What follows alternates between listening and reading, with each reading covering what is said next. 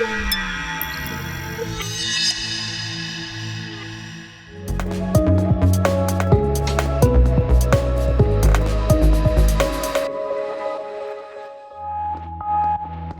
the upcoming budget on July 5th, a lot of the salaried professionals will be affected, and the big question among most of them is how much income will they actually get in their hands, or whether they'll be left shortchanged. ET Online asked some salaried professionals what they expect from the budget. The Indian healthcare system is in pieces right now, and healthcare would be good in case we take care of the preventive healthcare rather than the curative. So looking at the preventive healthcare, in case we are able to take care of our children to begin with, when they are not getting into any junk food and understanding what is a good diet and a bad diet, what is a balanced diet, that will be helpful. So in that, in case a government tries to spend some time on specialists or at least a middleman, something like with a holistic healthcare to take care of the preventive system, that will help us. That will definitely take care of the Indian healthcare system in a big way.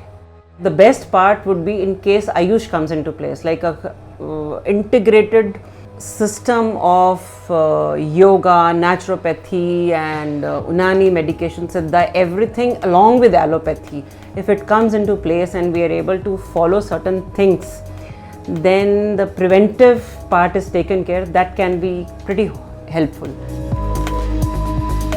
In terms of SME owners, I think the GST has its own pros and cons. So if they smoothen the process a little and they can make it more adaptable for the SMEs, I think that will do the trick. As far as the R&D is concerned, the engineers who, the startup eco space is something which needs a little overthinking from either the finance minister or a subcategory, Ministry of Corporate Affairs, because there are certain shares category which are not allowed in India, which are allowed across the globe, and where investors can invest in, and still the ownership of the company does not go out of hand. I think budget has a lot of scope for startups. First is the angel tax. I think angel tax needs to be done away with. They have made some changes very recently, but I think it's not enough. India is a booming economy as far as the startup ecosystem is concerned. In the last few months, I think India has seen an investment of excess of $4 billion in startups. A lot of opportunities there. Let the angel tax not be the dampener there. So it has to go. Startup registration still takes an unduly long time. I think if this budget can do something about the processes through which the registrations happen faster, that will really, really help. And life of a startup, for example, today is 7 years. If it takes 2 to 3 years to register a startup and 7 years, it leaves you with only 4 years. If it can be done at least 10 to 12 years for the life of a startup, that will be great. See, I'm an educator and I have seen a major shift in terms of choices that people make in present times because of the budget. In last 10 years, people have chosen schools basis on the fees hike and basis on the support that they give to their children, and because somehow they are not able to maintain that the fees in their budgets, they choose some other B category schools, whereas they don't even choose the credentials of good schools. People want better facilities, people want higher education, but seeing the cost-effective society, it's a big decision that people have to make. So the choice is very tough, and I expect her to make certain changes for for middle class families. A lot of people say that there should be a hike in standard deduction. For salaried individuals, it's a lot less. So do you agree with that? Although I'm not a salaried person, I'm running my own clinic, but definitely that will help. That will help India. It will help the middle class and the lower middle class people in case those exemptions are increased. Yes, as far as standard deductions are concerned, I agree with you and with the world.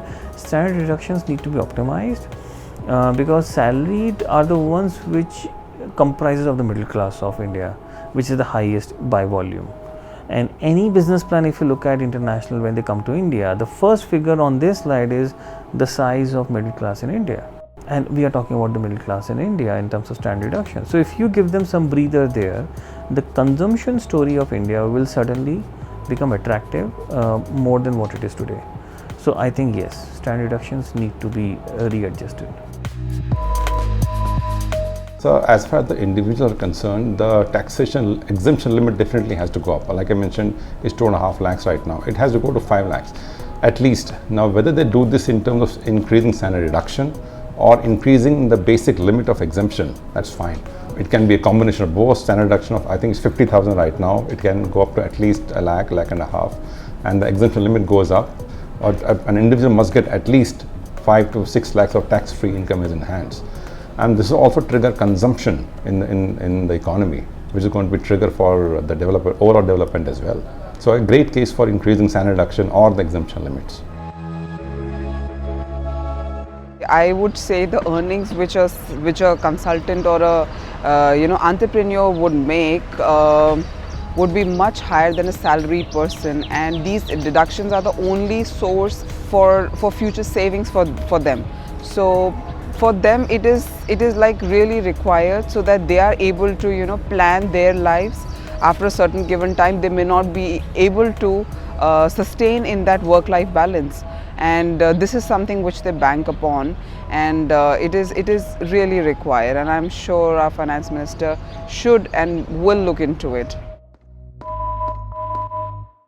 What do you think about Nirmala Sitharaman presenting the budget this week, and her being the first full-time female finance minister of India? It looks definitely interesting.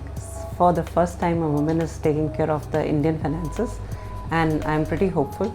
It'll definitely be good because finances are in the genes of the woman. She's been taking care of it from the beginning. She starts with the home finances, and I'm sure she's a senior woman, and with the past experience which she has had taking care of the home finances, and then her experience as defense minister would also help her in it. Lately I saw she went and met Manmohan Singh, so that will be definitely an icing on the cake, and I'm looking forward to a woman presenting the budget. I'm sure it's going to be different.